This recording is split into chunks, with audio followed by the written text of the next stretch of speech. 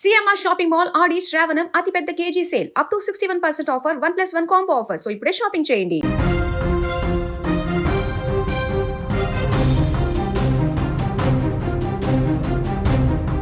ఉత్తరాఖండ్లో వరద బీభత్సం అక్కడ ఉన్నటువంటి ప్రజలని భయాందోళనకు గురిచేస్తుంది. ప్రకృతి కన్నెర్ర చేస్తే వచ్చే ప్రళయం ఎలా ఉంటుందో ఇప్పుడు మనకు స్క్రీన్ మీద కనిపిస్తున్నటువంటి దృశ్యాలే సాక్ష్యం.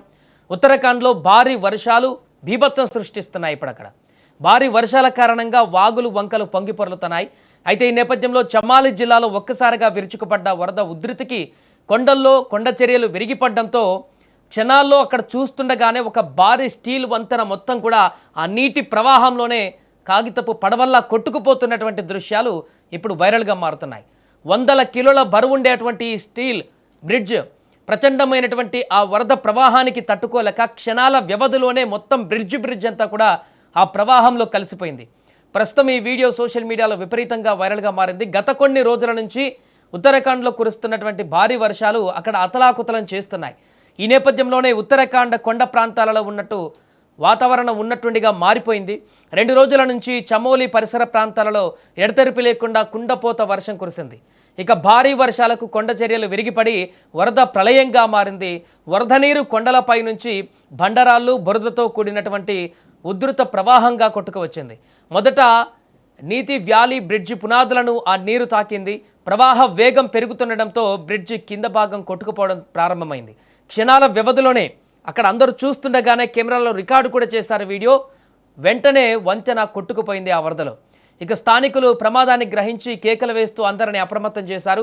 రోడ్డుపై వెళుతున్న వాహనాలను ప్రజలను వెనక్కి వెళ్ళమంటూ గట్టిగా హెచ్చరించారు. వారు అలా అరిచి హెచ్చరించిన కొద్ది సెకండ్లలోనే ఆ భారీ స్టీల్ వంతెన ప్రవాహ దాడికి తట్టుకోలేక ఒక్కసారిగా నదులకి కూలిపోయింది. ఆ దృశ్యాలు చూస్తుంటే ఒళ్ళు గగ్గుర్ల పాటుకు గురి చేస్తున్నాయి. చమోలి జిల్లా అనేది మన దేశంలోనే ఎంతో వ్యూహాత్మకమైన ముఖ్యమైనటువంటి సరిహద్దు ప్రాంతం. నీతి వ్యాలీ మార్గం గుండానే స్థానిక గ్రామాలతో పాటు అనేక ముఖ్యమైనటువంటి ప్రాంతాలకు అనుసంధానం కూడా ఉంటుంది.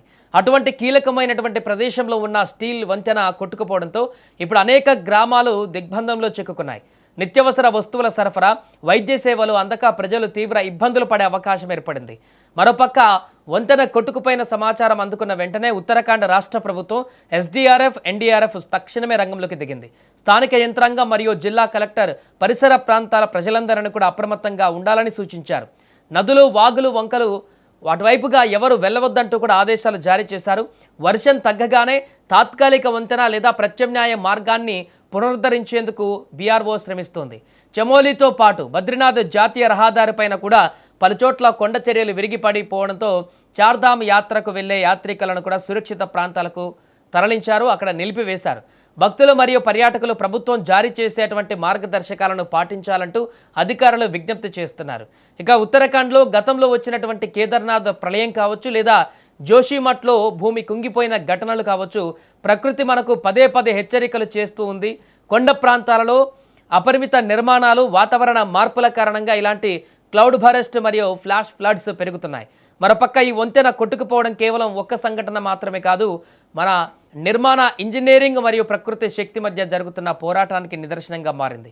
ఎంత బలమైనటువంటి స్టీల్ బ్రిడ్జ్ అయినా ఉగ్రరూపం దాల్చిన ప్రకృతి ముందు దిగదుడిపోయినని ఈ చమోలి ఘటన నిరూపించింది.